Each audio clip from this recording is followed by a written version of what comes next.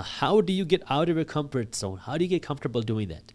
Well, sometimes forcibly putting yourself out of your comfort zone. Maybe go and take an acting class. Maybe go and take a singing class. Maybe go and become a stand-up comedian. Now, you might think, what is that going to do in terms of me becoming financially successful? Well, if you are scared to get out of your comfort zone, if you're scared about what other people are going to think, if you're scared about, taking these types of risks, forcefully do that.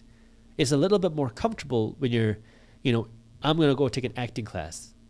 Now you're forcing yourself to do something you're not comfortable with, or you're going to sing or do comedy, something that you feel the most scared about. Go and do that.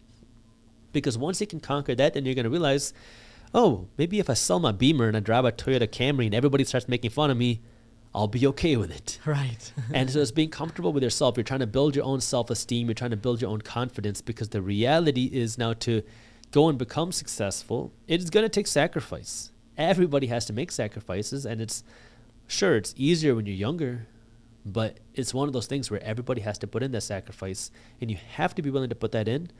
And how do you practice for that? Just get yourself out of your comfort zone. And so you have to develop this right mindset. There's tons of videos on YouTube about it. There's tons of books out there for it. And you're going to see that some people speak to you about mindset better than others. And you just have to figure out what you like and start applying that and learning it. So first thing, right? How do you do it? You got to have the mindset. I'm calling myself the minority mindset because all success starts with their mindset. If you don't have the right mindset, it is going to be impossible for you to become successful. Absolutely. The next thing then is we got to dig a little bit of a foundation, right? You want to build a big building, you got to dig a foundation first. And you got to do that with your finances. And the way that you do that, practically speaking, is twofold.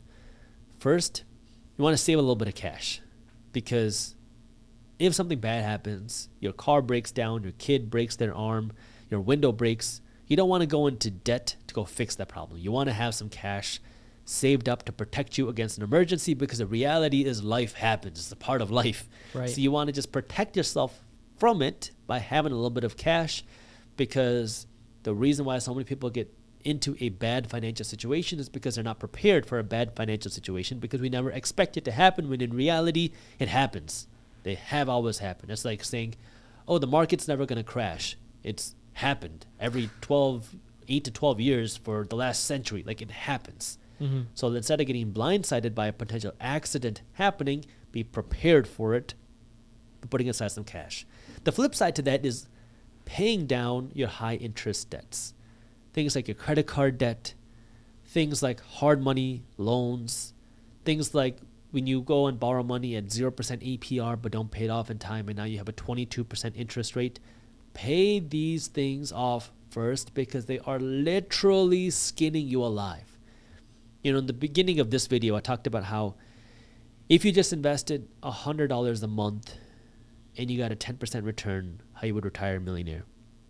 Well, let me give you another one. If you were 21 and you had $6,200, which is the average household credit card debt right now in America, if you had $6,200 when you're 21 and you invested that, and you never invested another penny again, and you were able to get a 20% return on your money, and you did that year after year until you turned 66 when you retire, you would retire with north of $15 or $20 million. Wow. That's a lot of money. And that's with a $6,200 investment, assuming you never add another penny to it. Now, the next question is, Jaspreet, where in the world am I going to get a 20% return? Well, you're right. You might not be able to consistently, but guess who is? Your credit card company. They're the ones that are getting rich off of your credit card debt.